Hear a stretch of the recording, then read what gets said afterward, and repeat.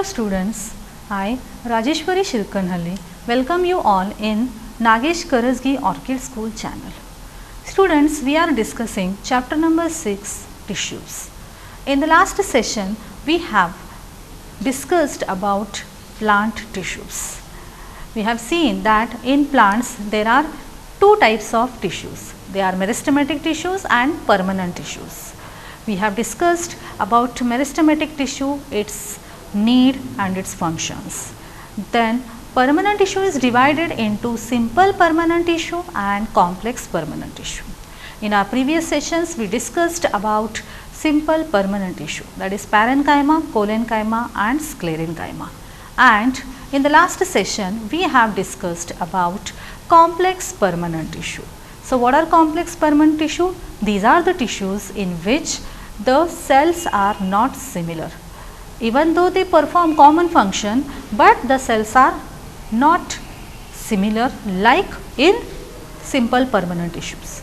So there are two types of complex permanent tissue. They are xylem and phloem, which are also called as conducting tissues as they conduct useful substances in the plants.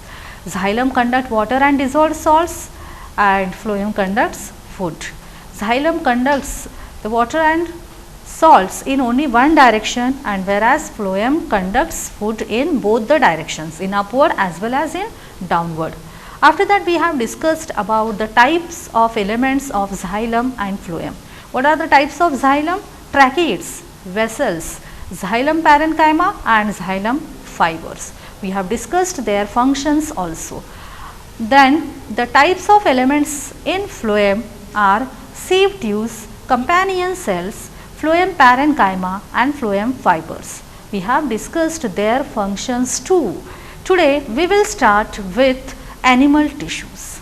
So like plants, in animals also there are tissues, but these tissues are totally different than the plant tissues. So let us begin with animal tissues. When we breathe, we actually feel the movement of our chest, isn't it? Have you experienced? You can keep your hand on your chest and you can feel the movement. When we breathe, there is a movement of our chest. So why this movement is there? You know that it is because of diaphragm. You have learnt in lower classes that because of movement of diaphragm, there is a movement seen in the chest. Now how do these body parts move? For this we have specialized cells which are called as muscle cells. So muscle cells are responsible for movement of different parts of the body. The contraction and relaxation of these cells results in movement. So contraction and relaxation of different muscles make certain required movements in our body. So here in this figure you can see the smooth muscle fibers. Okay, so there are muscle cells present in the body which brings about movement in different muscles. So location of muscle fibers are shown, smooth muscle fibers, and they consist of nucleus, cell, etc. So this is one type of tissue found in the human beings, that is muscular tissue. Now there are different types of tissues found. Let us discuss about them. Now during breathing we inhale oxygen. So where does this oxygen go? When we inhale, we take in oxygen and this oxygen goes to lungs. It is absorbed in the lungs and then is transported to all the body cells through blood. Okay, so the inhaled oxygen goes in the lungs. From there this oxygen get mixed with the blood and blood transports this oxygen to each and every cell of the body. Now the question arises in your mind, why would cells need oxygen? You know the functions of mitochondria we studied earlier provide a clue to this question. So you know that mitochondria are called as powerhouse of the cell. Okay. Now energy production takes place inside the cell. For that oxygen is must. Without oxygen there is no cellular respiration, there is no production of energy, no production of ATP molecules. So to carry out these functions, oxygen is must. Blood flows and carries various substances from one part of the body to the other. So not only oxygen, the different nutrients are also flown along with the blood and gets transported to other parts of the body where they are required. Now for example, it carries oxygen and food to all cells.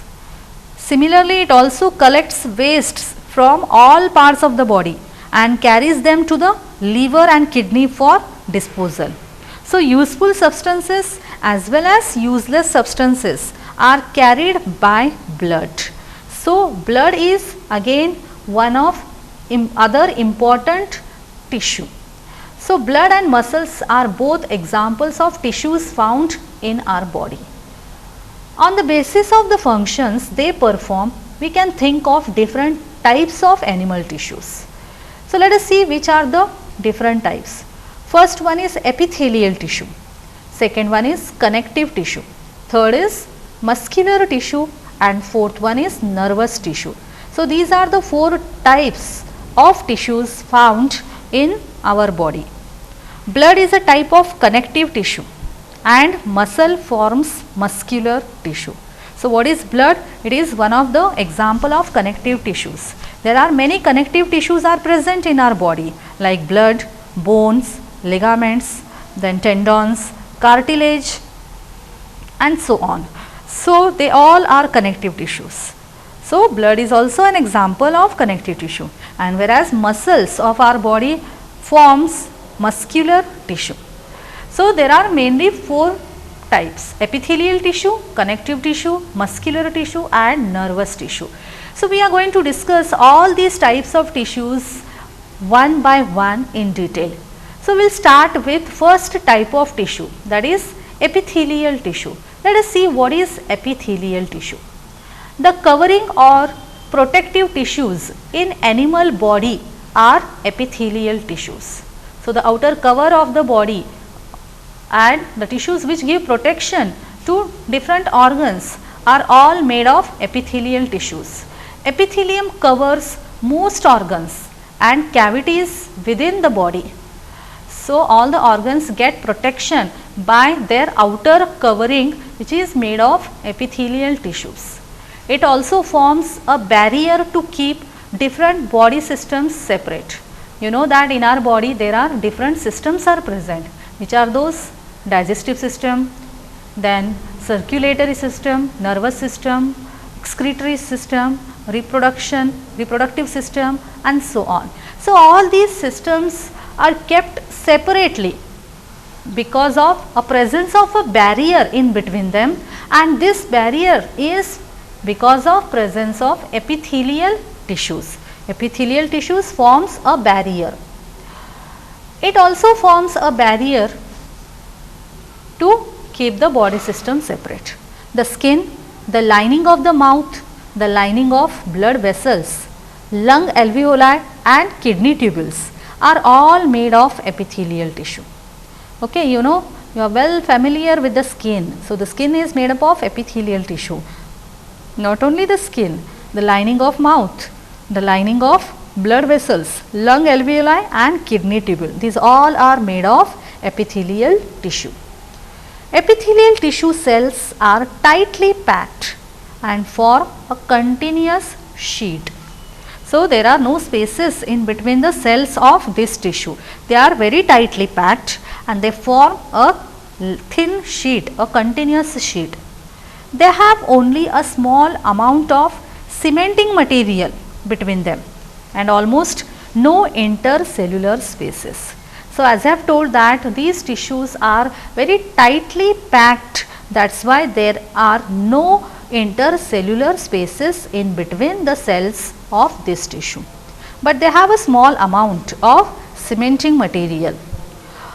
Obviously anything entering or leaving the body must cross at least one layer of epithelium.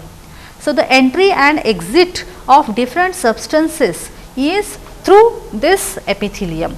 So, the anything which enters or leaves the body has to come across, at least they have to cross one layer of epithelium.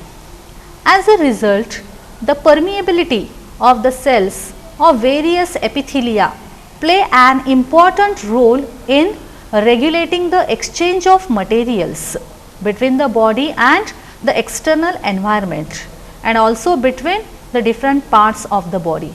So, different substances, different materials move in and out of the body, and it is allowed by the epithelial tissue. So, the permeability of the cells of various epithelia play an important role in controlling, in regulating the exchange of materials between the body and the external environment. Similarly, the entry and exit of different materials in between the different parts of the body is also done by epithelial tissue.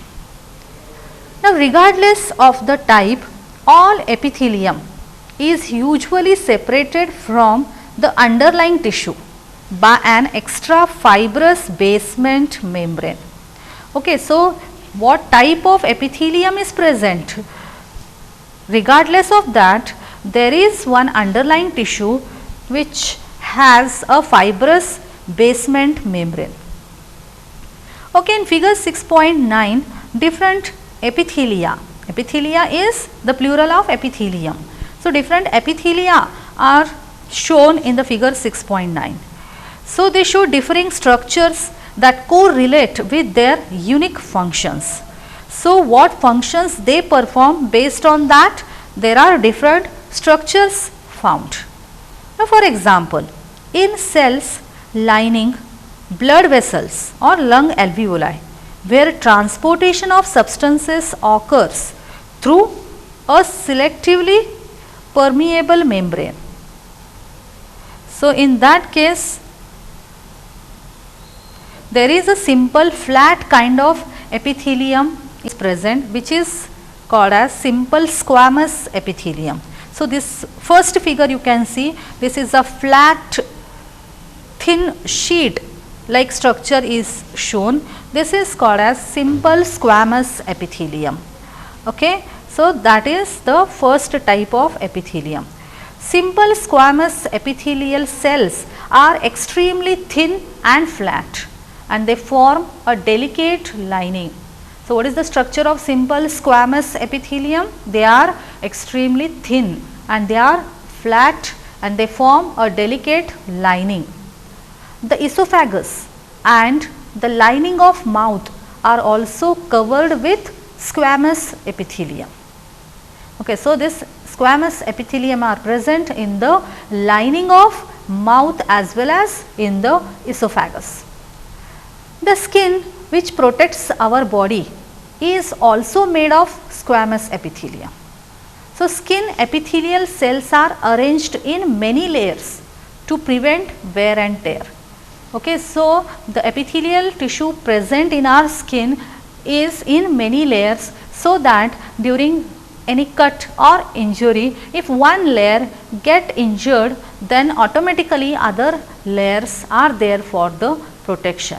So, for preventing wear and tear, there are epithelial tissues which are in many layers in the skin. Since they are arranged in a pattern of layers, the epithelium is called stratified squamous epithelium. So, that is the second type of epithelium tissue, that is stratified squamous epithelium. So, just look at the last figure. This is a squamous epithelium, stratified squamous epithelium. Here you can find there are layers are there, different layers are just stacked one above the another. So, this is the second type of epithelial tissue, that is first is squamous epithelium and the second one is stratified squamous epithelium. Okay. Now, where absorption and secretion occur as in the inner lining of intestine, there are tall epithelial cells present. So, as they are tall, they look like columns, that is why they are called as columnar epithelium tissues. So, columnar means pillar like, they look like pillars. So, this columnar epithelium facilitates movement across the epithelial barrier. In the respiratory tract, the columnar epithelial tissue are also have cilia, which are hair like structures, hair like projections on the outer surface of epithelial cells. So, in the columnar epithelial cells which are there in the respiratory tract, there are hair like projections which are called as cilia. These cilia can move and their movement pushes the muscles forward to clear it. This type of epithelium is thus called as ciliated columnar epithelium. So, just look at this third picture shown. Here you can see long pillar like structures. So, these are columnar ciliated epithelium tissues and they have cilia, that is why it is called as ciliated. What are cilia? Hair like projections. So, the first type is squamous epithelium, second one is stratified squamous epithelium, third type is columnar, that is ciliated epithelium, and now the fourth one is cuboidal epithelium. So, let us discuss what are cuboidal epithelium. They are the tissues which are having cube shaped cells. So, cuboidal epithelium forms the lining of kidney tubules and ducts of salivary glands, where it provides mechanical support. So, the mechanical support is given to the kidneys and salivary glands because of presence of cuboidal epithelium tissues. Epithelial cells often acquire additional specialization as gland cells, which can secrete substances at the epithelial surface. So, some specialization, additional specialization is required for the epithelial cells as they continuously secrete the substances at their surfaces. Sometimes a portion of the epithelial tissue folds inwards and such a multicellular gland is formed, which is called as glandular epithelium. Okay, I will just show you the picture, the figure of cuboidal epithelium. So, what are cuboidal? They have cube like structures. See, this is cuboidal epithelium tissue. Here you can see the cube like structures. So, there are different types. The first one is squamous epithelium. The second one is stratified squamous epithelium. The third one is columnar epithelium. Fourth one is cuboidal epithelium, and the fifth one is glandular epithelium. So, this is all about the first type of tissue called as epithelial tissue. Now, let us move to the next, that is second type of tissue, which is called as connective tissue. As I have told that blood, bones, ligaments, cartilage, tendons, fibers, all these are the examples of connective tissues. Okay. So, blood is a type of connective tissue. Why would it be called connective tissue? A clue is provided in the introduction of this chapter. So, this blood connects the different organs of the body. As you know that blood flows to each and every cell of the body. That is why when it flows, it carries oxygen and required nutrients with it. That is why it is called as the connective tissue. Now, let us look at this type of tissue in some more detail. The cells of connective tissue are loosely spaced and embedded in an intercellular matrix. So, how are the cells of this tissue? They are loosely spaced. Loosely spaced means they are arranged where there is a lot of space between them is there, and they are present in the matrix, intercellular matrix. The matrix may be jelly like fluid, dense or rigid. So, matrix can be of any type. It can be like a gel, it can be like a fluid, it can be a dense or rigid material. The nature of matrix differs in concordance with the function of particular connective tissue. So, as I have told that the matrix can be jelly like, fluid, dense or rigid. So, which type of this matrix is present? It depends on the function of particular connective tissue. Okay. Now, there is an activity for you. Take a drop of blood on a slide and observe different cells present in it under a microscope. So, what are present in the blood? You know that blood has different components. They are called as RBCs, WBCs, platelets, plasma, etc.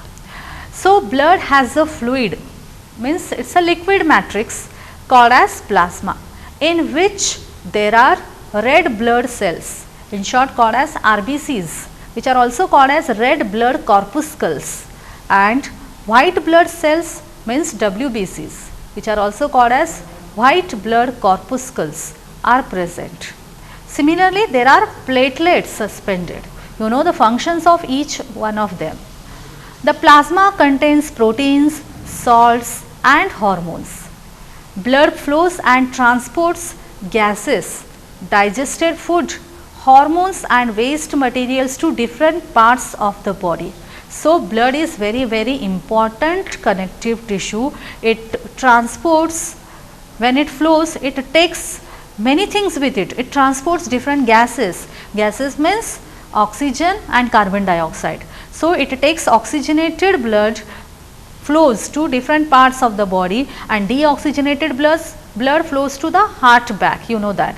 Means when blood flows from heart to different parts of the body, it carry oxygen, and when it flows from different parts of the body to the heart, it carries carbon dioxide. So, it transports these gases. Similarly, it transports digested food. You have learnt in digestive system, when the food gets totally digested in the small intestine, all the substances which are required, they get absorbed by the blood, and blood when it flows, it carry this digested food. Similarly, blood also carry hormones, necessary hormones. Which are necessary hormones? You know, adrenaline, testosterone, estrogen, then pituitary and insulin. There are many more hormones are there, which all are parts of endocrine glands, and these are transported to different parts along with blood. Similarly, blood also carry waste materials. So, where it carries waste materials to kidneys, okay, for the excretory system. So, blood is the first connective tissue. Here in this figure, you can see the blood. Okay, these are the different types of connective tissues: areolar, adipose, compact, hyaline, cartilage and types of the bloods. So, in the last figure you can see these are the types of the blood cells are shown. Different white blood corpuscles. They are polynuclear leukocyte, which are called as neutrophil. Then eosinophil. Third one is basophil. Then lymphocytes, monocytes and platelets. All these are the different white blood corpuscles. Then platelets, all these are present in the blood. So, blood is the first connective tissue. Now, let us move to the second connective tissue, that is after blood. Do you know what is the another important connective tissue? That is bones. Yes, bone is another example of connective tissues. So, you know that bones are very important. If there are no bones, then we cannot balance our body does not get a proper shape, we cannot sit, walk and perform any kind of function. So, bone is another example of connective tissue.